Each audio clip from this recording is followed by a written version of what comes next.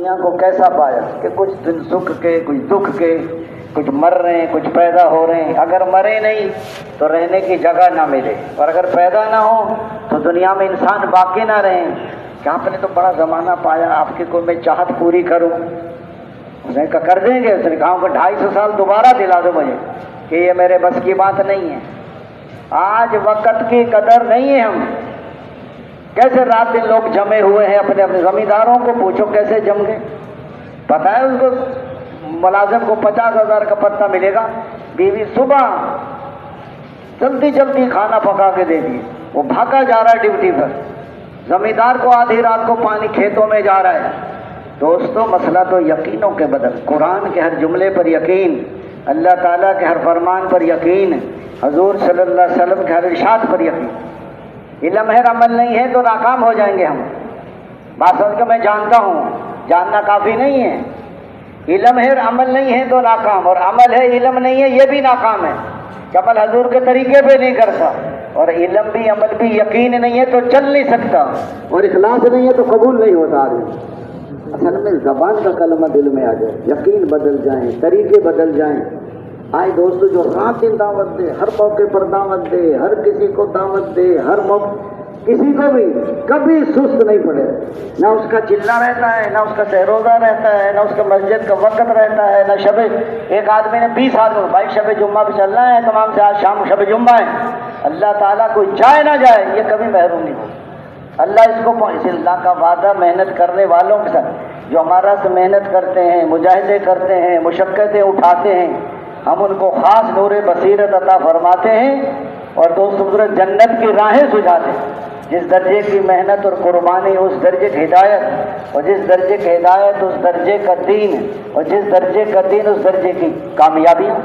محنت اور قربانی اعلیٰ پیمانے پر ہے تو ہدایت کا نور بھی اعلیٰ پیمانے پر ہوگا۔ جب ہدایت کا نور اعلیٰ پیمانے پر ہوگا تو پھر پورے دین پر چلے، پھر اللہ اس کو دنیا ساری کامیابیاں دے گے۔ آج ہماری تو بچہ کو چمک تبلیغ کو دے رہے ہیں ہم، ایک ایک بچہ کو چوقت اپنی دنیا کو دینا، ایک ایک بچہ کو چوقت اپنی دنیا۔ آج کوئی تجارت سے وقت نکالتا ہے تبلیغ کے لیے، کوئی دفتر سے چھٹی لیتا ہے تبلیغ کے لیے، کوئی زمیندار کا دیکھا اب کٹائی بیجائی کا موسم نہیں ہے، اب تبلیغ میں چلے جاؤ، اب تجارت کا سیزن نہیں ہے، اب تو بہت اچھا، نہ کرنے سے بہت اچھا ہے۔ ایک حال میں کرنا، ایک ہر حال میں کرنا۔ حضرات صحابہ کرام اس کام کو ہر حال میں، ہر موقع پر نکلیں، ہر حال میں۔ پہلی رات کی دلہن کو چھوڑ کر جان دی ہے کہ غسل جنابت نہیں کر سکے، فرشتوں نے غسل دیا، فصلیں پکی ہوئی ہیں اور یہودیوں قرضے سر چڑھے ہوئے ہیں، اور اللہ تعالیٰ کے راستے میں نکلنے کی آواز لگ گئی تو جا رہے ہیں۔ کہاں منافقون کہاں جا رہے ہو؟ کہ اللہ نے تو دی ہے تمہیں روزی، تو روزی کو چھوڑ کے کہاں جا رہے ہو؟ کہ روزی کو چھوڑ کے رزاق کے پاس جا رہے ہیں کہ نہ نکلو، بڑا گرمی کا زمانہ ہے۔ قرآن پاک کی آیت نازل ہو گئی، جہنم کی گرمی زیادہ شدید ہے، تھوڑے ہنسو گے اور زیادہ رو گے۔ آپ حضرات کے سامنے کتنی مشکل سے شادی ہو رہی ہے، سعد اسود رضی اللہ عنہ بڑے گھر میں ہو رہی ہے، غریب آدمی ہے، حضور پر جاؤ شادی کا سامان خریدو، اللہ کے راستے کی آواز لگ رہی تھی، جا کے جان دے دی۔ حضرات صحابہ کرام کی قربانیاں کس درجے کی ہیں، اور ہماری قربانیاں کس درجے کی؟ یہ سال 7 مہینے اور یہ چلے 4 مہینے، یہ تو سمندر کا کنارہ ہے۔ آپ سمندر کے کنارے پہ چلے جائیں، آپ کو ٹھنڈی ہوا مل جائے گی، وضو کا پانی بھی مل جائے گا، غسل بھی کر سکتے ہیں۔ ہیرے موتی لال وہ نکالتے ہیں جو گہرے سمندر میں غوطے لگاتے ہیں۔ شیطان کہتا ہے غوطہ نہ لگائی ہو تو ڈوب جائے گا۔ تبلیغ کا کام تو ہوش کا کام ہے، یہ جوش کا کام نہیں۔ ہوش تو اتباع سنت کو کہتے ہیں، جوش ایمانی جذبے کو کہتے ہیں۔ دین مٹتا رہے اور دکانیں چمکتی رہیں، یہ ہوش نہیں، یہ بے ہوشی ہے۔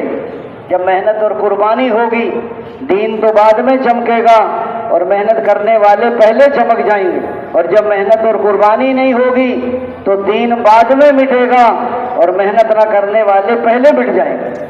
دین کا چمکنا مسلمانوں کا چمکنا ہے، اور دین کا مٹنا مسلمانوں کا مٹنا ہے۔ ایک میواتی بوڑھا بیٹھا تھا، یہ کہا میاں جی تبلیغ کا کام کرو چمک جاؤ گے، اور کہنے لگا میں دین کو چمکتا دیکھنا چاہتا ہوں، ہم چمکے نہ چمکے۔ حضرت ابو بکر صدیق رضی اللہ عنہ کو دیکھیں، سب کو دین پر لگا دیا۔ آج بتائیے حضرت ابو بکر ہی فرما سکتے ہیں کہ دین میں کمی آ جائے، ابو بکر زندہ رہے۔ حضور پاک صلی اللہ علیہ وسلم اپنا جان بھی مال بھی، حضرت ابو بکر حضرت عمر ابو ہریرہ فرماتے تھے ابو بکر نہ ہوتا تو دنیا میں دین نہ ہوتا۔ حضرت عائشہ فرماتی ہیں جیسی ابا جان نے محنت کی ایسی محنت نہ کرتے تو دنیا میں سجدہ کرنے والا انسان باقی نہ رہتا۔ حضرت ابو بکر رضی اللہ عنہ کو زمانہ ٹوٹے ہوئے نقشے کو بنانے کا زمانہ ہے، اور حضرت عمر رضی اللہ عنہ کا زمانہ بنے ہوئے نقشے کو چلانے کا زمانہ ہے۔ ایسے حالات میں امت کو سنبھالا ہے، سمجھ نہیں آتی تھی۔ صحابہ کرام نے رائے دی لشکر کہ جس لشکر حضور بھیجیں، ابو بکر روک کے فتنے کھلنے کا دروازہ ہے، آج موقع ہے کل کو موقع نہیں ہو۔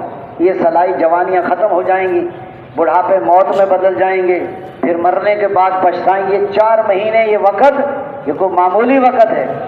آج ہمارے سامنے منزل تو ہو، ایک آدمی کے سامنے منزل نہیں ہے تو منزل تک پہنچے گا کیسے؟ ایک ہوتا ہے راستے کا بھٹکا ہوا، ایک ہوتا ہے منزل کا بھٹکا ہوا۔ منزل پتہ ہے آپ کو، سب پتہ بھی کل کراچی جانا ہے، لیکن آپ کو یہی پتہ نہیں ہم نے جانا کہاں ہے۔ آپ ساری زندگی بھٹکتے ہیں، کہیں نہیں پہنچ سکتے۔ آج ہمارے سامنے منزل نہیں ہے۔ آج دوستوں بھائی تو پتہ محنت اور قربانی کریں کہاں تک ہم، تاکہ اللہ ہماری محنت اور قربانیوں سے عمومی ہدایت کے فیصلے فرما دے۔ ہماری قربانی کس درجے کی ہے، اور حضرات صحابہ کرام کی قربانی کس درجے کی؟ اس زمانے کے اعتبار سے لگا فلاں بھائی سال میں چلے گئے، بیوی بچوں کی جدائی برداشت کی، گھر کاروبار چھوڑ دیا۔ حضرت عباس رضی اللہ عنہ کو 10 بیٹے ہیں، اور 10 بیٹوں کی قبریں 10 ملکوں میں، ساری دنیا میں پھیل گئے۔ آج موقع ہے، کل کو موقع نہیں ہوگا۔ کل کو آدمی پچھتائے گا، وہ میں لمبے سفر کر لیتا، وہ میں لمبے اللہ کے۔ ایک آدمی ملا مجھے، کہنے لگا جی میں نے 10 دفعہ اندرون سال لگائے اور 5 دفعہ بیرون سال لگائے۔ میں کہا آئندہ نہ کسی کو بتانا، ریاکاری آ گئی تو مارا جائے گا، اللہ کا شکر کر۔ 10 دفعہ اندرون سال لگانا آسان نہیں ہے، اس لیے فرمایا یہ جتنی ماشاءاللہ آپ حضرات محنت کر رہے ہیں اللہ بہت قبول فرمائے، لیکن منزل تو سامنے ہو ہمارے۔ حضرات صاحب کرام 4-6 مہینے باہر پھرتے تھے، واپس آتے تھے تو آدھا دن اور آدھی رات آنے والوں کو کھانا بھی کھلائیں، ان کو دین بھی سکھائیں، ان کو ہدیہ بھی دیں۔ مسجد نبوی میں ایسا ماحول تھا، باہر سے آتے تھے مجرم بن کر اور واپس جاتے تھے مسلم بن کر۔ 3 دن سے زیادہ کو برداشت نہیں کر سکتا تھا، مسلمان ہونے پر مجبور ہو جاتا تھا۔ مسجد نبوی میں انسان دائی بنتا تھا، نمازی بنتا تھا، ذاکر بنتا تھا، زاہد بنتا تھا، متقی بنتا تھا، معلم بنتا تھا، متعلم بنتا تھا، خلیق بنتا تھا، مجاہد بنتا تھا۔ انسانوں کے بننے کی جگہ مسجد ہے، اور مسجد والے اعمال ہیں۔ مسجد میں پہلے مسلمان مسجد سے جڑتا ہے، پھر مسجد کے عملوں سے جڑتا ہے، پھر اللہ سے جڑ جاتا ہے۔ پہلے مسجد سے کٹتا ہے، پھر مسجد کے عملوں سے کٹتا ہے، پھر اللہ سے کٹ جاتا ہے۔ یہ اعمال ہے محنت کی، اور یہ ماحول ہے، اس سے ہماری زندگیاں بدل رہی ہیں۔ سر پہ ٹوپی آ گئی، آنکھوں میں حیا آ گئی، دوستوں نماز پڑھنے لگے۔ اسی ماحول، وہی کہتے اپنے مسجد میں یہ ماحول بناؤ، اپنے گھر میں یہ ماحول، یہی محنت کے اعمال ہیں۔ مسجد ان عملوں سے آباد ہو جائیں، اور گھر ہماری ان عملوں سے آباد ہو جائیں، بچے اور عورتیں سب دی حضور والی محنت۔ مدینے میں نہ گھر میں، بازار میں، مسجد میں کوئی فرق نہیں، ایسا ماحول تھا۔ اس لیے حضور والی محنت کو اپنی محنت بنا کر آدمی اپنے کو تبلیغ والا سمجھ۔ ہو سکتا ہے اللہ کی نگاہ میں تبلیغ والے نہ ہوں، تو اپنی نگاہ میں تو تبلیغ والا بننا آسان ہے۔ چلے 2 چلے لگا لیں، جو لوگ تبلیغ میں نہیں جاتے وہ کہتے ہیں تبلیغ والا ہے۔ 4 مہینے دے دو تو فرمایا کہ رائیویٹ والے بھی کہتے تھے ہمارا آدمی اس نے 4 مہینے دیے۔ فرمایا اللہ کے مولانا احسان رحمۃ اللہ علیہ فرماتے اللہ کی نگاہ میں تبلیغ والے کون ہے؟ فرمایا اللہ کی نگاہ میں تبلیغ والے حضرات صحابہ کرام ہیں۔ ان کے دیکھو، ان کو قربانی، ان کا نکلنا، ان کا ایمان، ان کا تقوی، ان کا صبر، ان کا شکر، ان کا قناعت، ان کی دوستوں نماز اور ان کا ذکر اور ان کا فکر، اور مسجد میں دوستوں اپنی مسجدوں کا قربانی میں بھی آگے بڑھیں اور صفات میں بھی آگے بڑھیں۔ اوقات کے اعتبار سے سب پرانے ہیں اور صفات کے اعتبار سے سب نئے ہیں۔ اللہ تعالیٰ دیکھنے بندوں میں صفات کس درجے کی۔ آج موقع ہے، کل کو موقع نہیں ہوگا۔ حضرات صحابہ کی زندگی صفات سے بھری ہوئی، راتوں کو ایسے روتے تھے کہ آنکھیں چندھیا جاتی تھی۔ آج دوستوں موقع ہے، کل کو موقع نہیں ہوگا، پھر آدمی کہے گا کہ میں کاش قربانی کا۔ آج موقع ہے، یہ دنیا کی زندگی کو جب تک آپ قناعت پر نہیں آئیں گے، ہمارے اخراجات اور ہمارا کھانا پینا، ہمارا رہن سہن، ہمارے دوست بزرگوں عام لوگوں کی طرح سے صحابہ کی زندگی کنات کی زندگی تھی، صبر شکر کی زندگی. اتنا حضور صلی اللہ علیہ وسلم نے اتنا دین کے تقاضے ڈال دیے اور اتنے اخراجات بڑھ گئے دین کے کہ ان کو وقت ہی نہیں ملا. آج ہمارے صحابہ کرام حضرت عمیر بن سعد رضی اللہ عنہ حضرت عمر نے حمص کا گورنر بنایا. 1 سال گزر گئی، اپنے حاکم کو خبر نہیں دی.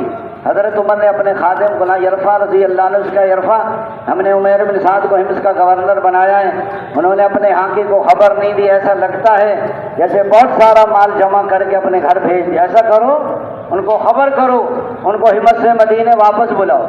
خبر پہنچ گئی، گورنر تھے حمص کے، حضرت عمر کی خدمت میں پہنچ گیا، سلام کیا. وعلیکم السلام. حضرت عمر نے فرمایا عمیر مال کہاں ہے؟ مال کہاں تھا میرے پاس؟ وہ جو زکوٰۃ وصول کرتے تھے وہ کہاں ہیں؟ وہ غریبوں میں تقسیم کر دیتا تھا. آپ بتائیے امیر المومنین، اگر آپ کا حصہ زکوٰۃ میں تھا تو میں آپ کے لیے بھی لے آتا. کیا لائے ہو؟ 1 ڈنڈا، 1 لوٹا، 1 تھیلا. فرمایا سواری کہاں ہے؟ فرمایا سواری نہیں ہے، پیدل آیا ہوں. حمص سے مدینے پیدل 1000 میل 1500 کلومیٹر، جیسے کراچی سے پشاور. کہ حمص والوں نے سواری نہیں دی کہ میں نے مانگی نہیں، انہوں نے دی. حضرت عمر رضی اللہ فرمایا بڑے برے لوگ ہیں حمص کے، اپنے گورنر کو سواری بھی نہیں دی. اے امیر المومنین، خود ہی تو آپ غیبت سے منع کرتے ہیں، خود ہی ان کی غیبت کرے. وہ تو اچھے لوگ ہیں، وہ تو صبح کی نماز پڑھتے ہیں. جو صبح کی نماز پڑھے وہ اللہ کی حفاظت میں آ جاتا ہے. حضرت عمر رضی اللہ نے دیکھا کہ بڑی زاہدانہ زندگی فرمایا عمیر واپس چلے جاؤ، میں آپ کو دوبارہ گورنر بناتا ہوں.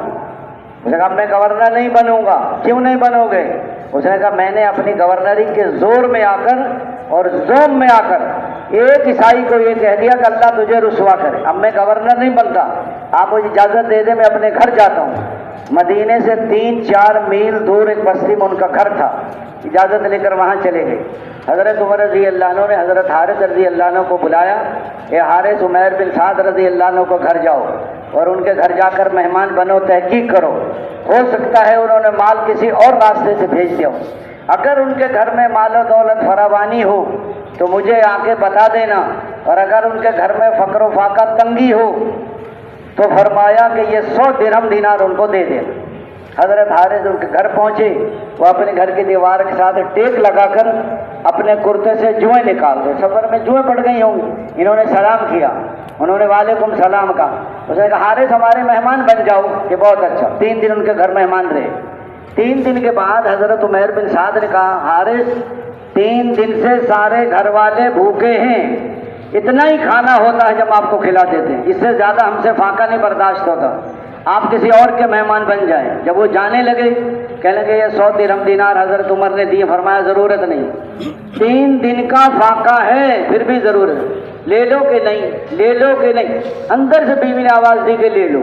بیوی نے کہا کو برتن لے آؤ. گھر میں برتن نہیں تھا. کپڑا لے آئیں. گھر میں کوئی کپڑا بھی نہیں تھا.